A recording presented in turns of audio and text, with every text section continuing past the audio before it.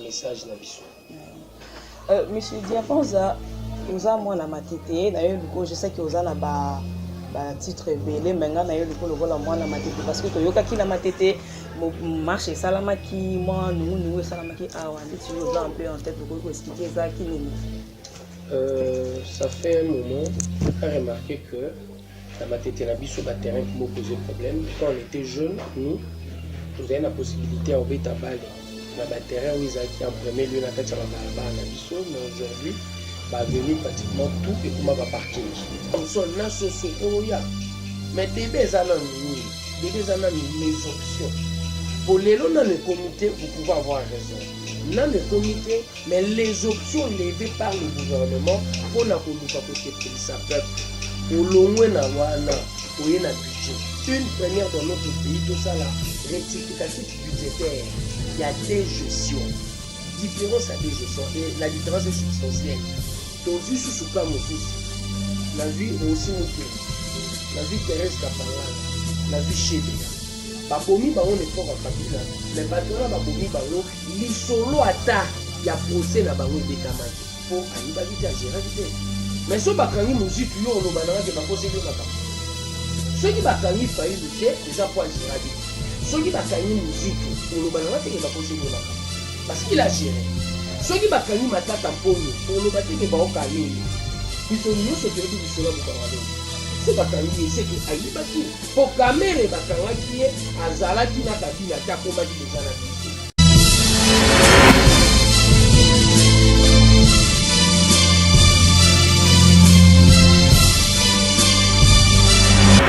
Très chers internautes, vous êtes sur RDNews Télévision, votre chaîne, la chaîne du moment, chaîne Nadine et Saravine, information en temps réel. Comme na Kinshasa, boyebi makambole kakamingi chaque jour makambozo bima chaque jour makambozo botama à part bambula makasi bamoyi makasi na bambouteillage toyoka ki na matete bana matete batomboka ki basali marche matoyebi te pourquoi basala ki marche wana toye awa koluka Messi Diabanza parce que hier aza parmi bana matete ameka ko expliquer biso pourquoi basala ki marche wana je suis avec lui j'ai dit bonjour monsieur. Monsieur Diabanza, merci pour nous répondre dans nos biseaux, pour nous être disponible dans nos biseaux, merci. Je vous dis merci. Dorian, Eza Moussala, je crois quelque part que et l'or malamu ezala de part et d'autre, boye la biso ba micro na bino, photo pour sa message na biso.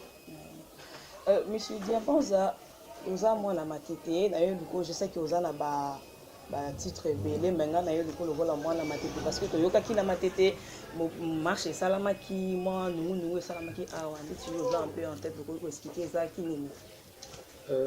ça fait un moment on a remarqué que la matete na biso ba terrain qui m'a posé problème quand on était jeune nous avons la possibilité à obéir à balle na ba terrain où ils ont en premier lieu na kati ya balabala na biso mais aujourd'hui ba venu pratiquement tout et comment va parking au long de la parking nous avons venu l'espace vert pour tous les gens tous les gens mobilisés nous avons déjà 1 2 3 et tous ces espaces verts du jour au lendemain toujours la montagne et nous allons de temps en temps occupés terrain matin sur tous les gens on a côté à Caen il s'est fait que ba terrain nous soit Caen Air Onel a décidé au te banda kunaye a te banda kunaye au lieu bâtir que la biche à espace où l'État s'impliquait à l'action que l'espace où ils ont le terrain, ticket là haut, bas la matete, bâti qualité, ils ont réglé pour la biche pour le terrain, mais aujourd'hui, à notre grande surprise, le terrain où il y a encore, chez Obo, le terrain a été spolié.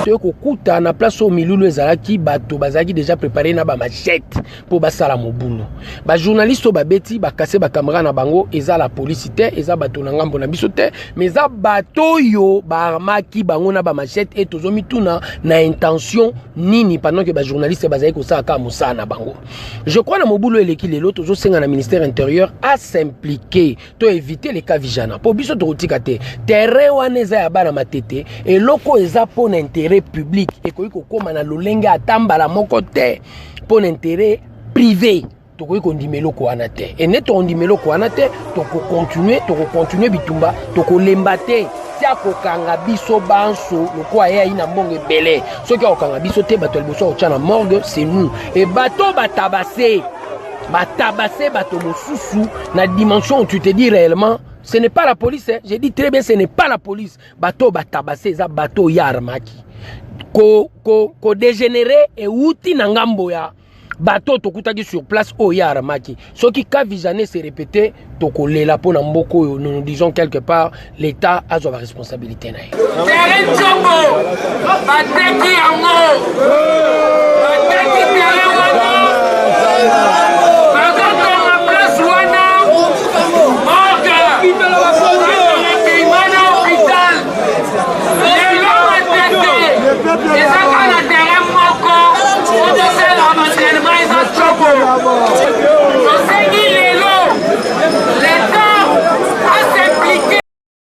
mais avant bitumba ya spoliation en terrain toza na bitumba mosusu tozomene eza ya kembo tolingi terrain kembo ekitisa prix po prix ya terrain kembo eza likolo tolingi prix wana ekita mwa moke terrain chobo de même place oyo baspolier bazongisela yango réellement bana matete moto azotonga place wana morgue hôpital na salle à recueillement bel ouvrage mais nous disons quelque part biloko wana nyonso akotonga yango place mosusu la otonga yango place oyo déjà eza terrain de jeu et il s'est fait que il persiste à faire ce qu'il est en train de faire, le jugement par-ci par-là il est en train de prendre, il fait arrêter les gens, tout ça qui marche à la première fois le 30 octobre, à Bengisaki Bantaneur, pour Sabango, je ne vais pas occuper l'aire de jeu, mais on sait l'effort, malgré que la à l'aire de jeu, mais aussi l'aire de jeter, on s'y à partir Mouramouké, mais nous on dit non, même la petite partie qu'il veut réellement toucher, on ne peut pas accepter pour terrain, ils ont Wanagnon surtout. Terrain ningo bateka aire de jeu terrain zawana nyo surtout yo bateke lotina terrain parce que c'est ce qu'il a dit aux entraîneurs donc biso to katate on mène combat pour ça tout ça qui marche le 30 octobre après le 30 octobre et tout ça marche le 18 décembre to na meeting na place wana le 17 janvier mais avant meeting il y a une série de sit-ins tout ça là bas ministère au bas ministère gouvernement et s'impliquer à ce que ba pekisa ba construction na mais le 17 janvier toza na meeting na place wana donc toza na meeting na terrain wana on était quelque part à ce qui muto azotonga na yebi pe komboniti na lobi kaka akoki ko atongi yango po aider pe bana matete na ba place ya ba morgue tout comme ça et le ko aider bana matete ils intérêt bana matete za terrain morgue ils intérêt bana matete est-ce que si yo kana matete muto poli ko morgue za la j'estime que non est-ce que si yo kana matete ba soigner muto au hôpital les athées j'estime que non est-ce que si on yoka na matete batu bakoki kolele bembete pour salle ya recueil mes athées j'estime que non mais pour le moment ceux qui a eu terrain wana bana matete bakuzanga place à obeta bale na proportion au kulu nezozo il faut réellement des infrastructures pour encadrer la jeunesse ceux qui ben infrastructure wana ezozalate le dynamisme na énergie aux jeunesse ezala nango a roluka place au déversant et place au déversant et ezala mobulu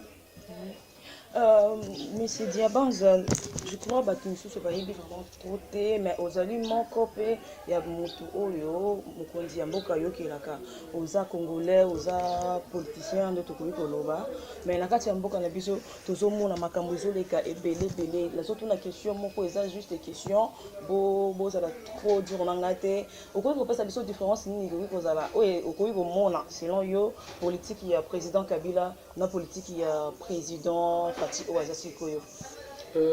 changement et la réalité les lots je dirais si tu regardes sur le plan substantiel tu remarques réellement que il y a deux modes de gestion tout à fait différents. En premier lieu et leur amener le président Félix Azopesa Congolais la liberté d'expression. On est libre réellement de dire et de critiquer le chef de l'État sans pour autant au banga qui va au Karaï. Mais lobby bakashwa aner qui partout. Si on met bouger contre le chef de l'État, on te fait arrêter. Mais aujourd'hui, tel n'est pas le cas. Bakashwa aner et n'a combat liberté d'expression. Je crois déjà c'est une richesse pour Congolais aussi. Deuxième élément, il y a différence et va dire réellement la gestion de l'État par rapport à la justice. régime précédent, ils ont acquis à chaque fois par rapport à la justice, il faut pas sa injonction. Il y a un peu une idée, il y a caporaliser justice par la proposition de loi Minaku Sakata, et donc il y a biso penza, mais régime à l'élo, il y a l'indépendant, il y a le droit, bazo kanga, na couleur, bazo kanga, na couleur dans cravate. Une première. Et une bonne justice élève une nation. Ce qui justice soit na penza, bazuzi ba collaborer na sens ya kolinga mboka et que les liboso soit un certain changement koya. Changement mususu ya munene, ozo sa différence à bango mibale. Président de la République actuelle a obundela justesse, je dirais justesse ya ba prix ou je dirais justice de prix. Pour nini alingi te ba prix o ba tchela biso na lolenga moyibi. Prix à Soso, prix à Thompson, il y a lingi ba prix à babiloko wana ezala conforme na réalité na ko uta place bazo somba ti bazo ya nango awa eza changement ya monene na modèle et en dehors de cela débat o non saliso eza te yeto ye non l'action na ba option o ya zui o ezo ça la différence na régime ya la fois passée dans la tonika pour Thompson il pas continuer na Thompson na Soso oya mais débé les options pour les lots dans le comité vous pouvez avoir raison dans le comité mais les options levées par le gouvernement pour na koluka côté ça peuple au long na wana oye na budget une première dans notre pays tout ça là rectificatif budgétaire de 6 milliards à 8 milliards c'est une première. Et l'élément, les éléments, ils ont sa différence, il y a des gestions. Différence à des gestions. Et la différence est substantielle. Tozu Susuka Mosusu, Nazui aussi Mukendi, Nazui Thérèse Kapangala, Nazui Chebea. Babomi Bango n'époque à Kabila, mais Batona Babomi Bango, l'isolo ata, il y a procès na Bango et Betamate. N'époque à Félix, tout le monde va procès na Bango.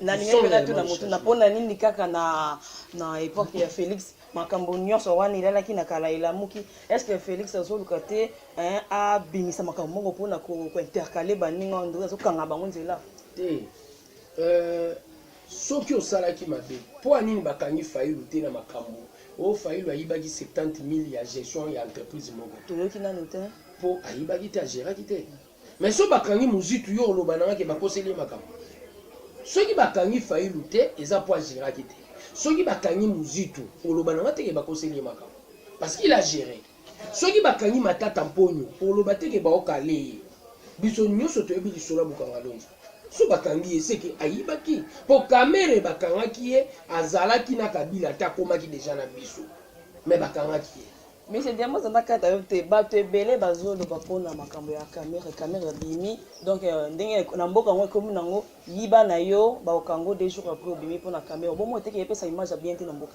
pasi wana nga pe na zali na jour caméra bimi mais ba jira mboka na beta dam te na émotion te malgré pasi na nga ya oyoka caméra bimate mais on doit se référer au texte de la République. Le texte de la République est le but nullement que babotola ki caméra droit à la vie. Et na combat droit à la vie, il a droit à la santé. Et tant azobela, n'est azali condamné à mort, azobela, il faut nécessairement azo liberté provisoire. Et appréciation, les appréciations à Zouzi, les appréciations à biso baï politique. Pour vous ne pouvez pas demander réellement au président Félix ou à l'UDPS de prendre les décisions de justice. Bato bazolo ba ebele, mais c'est dire banza kokenda ya Kabila na ko ya Félix eza eloko moko. Monaki bato na tango wa Kabila kende monsieur Rossi Mukendi ya Kofi monsieur nani kuna Kofi koto mais l'autre yoki ba komi ko boma bato wa vie ya bato komi na valeur te ndeti mwana mboka Olivier Mungu oyo akufaki bakangaki ye soit na makambo ya mituka comme ça mais akufi vie na ye nanu na mutuka tant que oza politicien.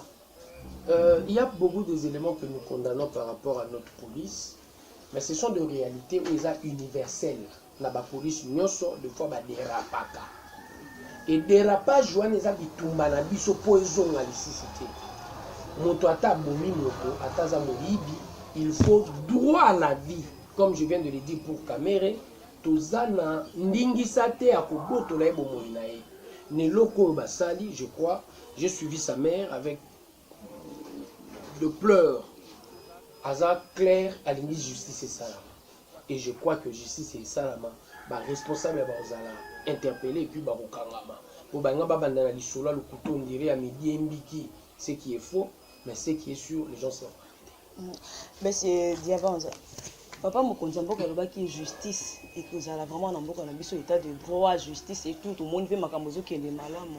Oza politicien, oza parmi bato batanga makombo na mboka na biso. Lelo osali mubunga baye kokanga yo ba lokoti na lokekele babengaka loko ande basala ki papa atu matubwana o azala ki gouverneur. Et ko sala yo ndenge nini? En premier lieu, c'est un geste que je condamne. Maintenant au condamnant oteka poizato.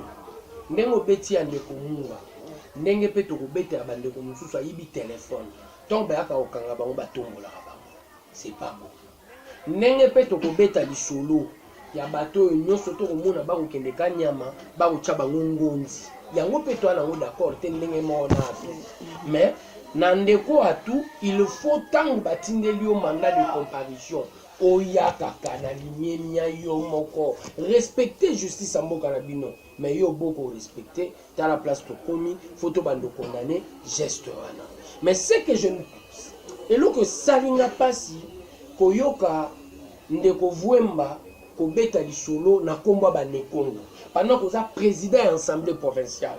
Tant que beta lisolo na kombo ba Nekongo lingolo banini justice est commis contre ba Nekongo to ba Nekongo baza batoyo bakoki koya na justice. C'est la question que je me suis posée. Na koki comprendre été ponga pe na imo Congo. Mais quand on parle de la justice, on parle de la justice de la République.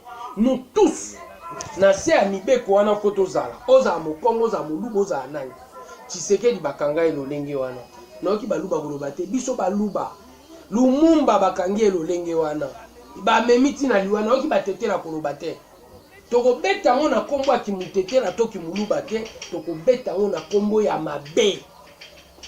Et je crois quelque part que ndeko Vuemba dans les jours à venir faut ayeba koloba tant que homme d'État. Et non attendre que quelqu'un qui est tant que mosusu ndeko Vuemba a lobby parce que kotala moto na niveau ya gouverneur ba lokoti ye bongo nga natali bilili bazoloba bo filmer ça le côté na bato ya moto na bato nini wana ko mweza lokola ko kifisa ya ndeko munga ndeko faut tungisa biso makasi ya kufite ya ndeko munga faut tungisa biso makasi ko leka ya ye. Je crois quelque part te condamner mais ce n'est pas un événement pour esalamela Tshisekedi esalamela Lumumba esalamela Félix na Belgique batombola ye. Donc ce n'est pas un événement, ce n'est pas nouveau. Et c'est l'autre aussi salami na Congo mais te condamner na oyo pe basalaki ndeko Justin na ndako aye atu matubwana ye pe Vuemba il fallait condamner mabeza mabeza ne kolote. C'est ça mon problème. Mabe ekotika na mabeza ne kolote na olobate ke pona mu Congo soki loko eza mabe na couleur ya ba Congo na bi te komi bola mu te mabe eza mabeza ne kolote. Mabeza ne kolote. Et l'autre tokomo déplorer nous les ressortissants de Maniema et nous les ressortissants de Bukavu Matata on a déjà tout valise. Mais voilà tant au béton na lisolo ba Congo oyo pe kuna ba beta ipona Matata ponyo nous les ressortissants de au mona pe mokia bakangi Willy Bakonga oh Willy Bakonga biso bangala non mon frère c'est sale pour des gens qui veulent réellement être de mokia comme été candidat président de la République à pour obtenir propre bon neni donc biso ba Congo to ba ke mokia zo comme président pour la bangala. Donc il ne faut pas tout tribaliser makambo tribaliser te faut kozala na katikati papa to tuna oza papa na kati anda ko je crois oza na bana ba fete yango ekomi pembeni papa mokonde mboka la kaki bato musoni ti lelo bato bakomo to na biso Charles Negala tuna na biso no bato no solo na bango to musoni wana ti lelo ebimina na kata conteneur. Moi je crois nga débat na wana sala on approche wana te na sala on approche te que bato musoni ya pour la fête na sala on approche te que soso ya pour la fête approche na les amis. Il faut d'une manière régulière, sans coupure, Batomson wana ezala na Kinshasa prier comme ya kokita libela. Yango problème na ngai. Et na problème na ngai ya logique wana je crois quelque part le gouvernement a tardé. Na ngongo a prometaki biso na ngongo il fallait déjà banda na mi bandité. Et partant de cet élément, ils ont ça la passe. Pour le gouvernement, ils ont battu bazo kanisa, baye komi salela, baye ko salela peuple te. Aujourd'hui, tu moi le ministre de finance ba komeli na ministre intérieur. Azwa mbongo na makambo etali encadrement ya marche ya lamuka ya le 6 novembre. Olie mbongo ebima po kende na ministère intérieur, mbongo ebimi eleki likolo ministre intérieur ekei pa ya premier ministre. Et ça détournement. Mais détournement ne salami na gouvernement ba warrior. Et ezo salama pe belé. Notamment ton tozo beta masolo yo, ngai eloko malamu na retenant les solo yo, prix ekita. Mais la manière dont on a fait avec le ministre de l'économie ou à warrior wana, ça n'a pas été bien fait. Moi, parce que tu as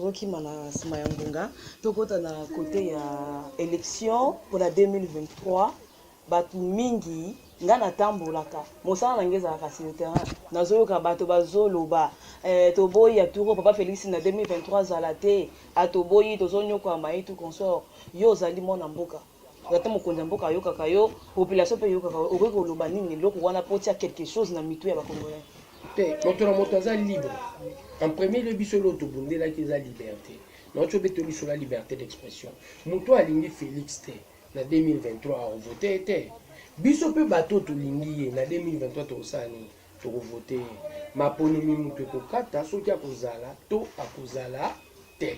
Mais ce qui est bel et bien vrai, les gens peuvent tout dire de tous les présidents au Baleki na Congo. Na o Félix a sali un espace il y a 3 ans. Kabila na 18 ans sali on te Mobutu na 32 ans sali. Bato musu je crois batuni déjà sali. Mobutu azwa ki Congo na gratuité de l'enseignement atiki yango na motivation de parents. Kabila a joué une motivation de parents, Atiki a une motivation de parents. Lélo, Félix a y article à disposition constitutionnelle sur la gratuité. Félix a baillé au ça là. Mais gratuité, on peut tout dire. Malheureusement, la Katia Congo va te délai toi maël était. Batu tout baillé que batu va bloquer gratuité des églises catholiques. Tout est bien. L'église collaborateur de taille. Na makambo etali enseignement na République démocratique du Congo. L'État depuis belle lurette na organisation na ye ya kobongisa makambo etali kotangisa bana a travailler na l'église. Église kimbangiste, église protestante, église armée du Sali, catholique. Et c'est loko lelo réflexion faisons à la table poto longola betelo na maboko ya l'église. Baza na bonne volonté te ya kolinga mwana ya Congo orphelin attaque. Et c'est un débat malheureusement na kati ya Congo je me dis on dirait toi Ramael était et là état na biso nos débats à caractère égoïste mais to yebi que mutazo compliqué et ça catholique na protestant c'est clair mais le président a mis tout en place enseignants ont 80 000 Mon amboka diabanza nyonso limboli peuple congolais balandi pena boke nyonso okoki koyebisa bango nini eloko ya suka babanda na mitu na bango ke makambo eza boye oyo mwana mboka diabanza yebisa biso Congo za mboka na biso okobongisa ngo te so totali ka mokili okongo ebongisa biso toza awa na mabele na biso mape ezosala biso toza patriote. Mais qu'est-ce qu'on est en train de faire? On est dans cette philosophie de réveiller la base au base et le non la bamapewana. Et base pour le non, il faut batoubayer pour la revendiquer pacifiquement.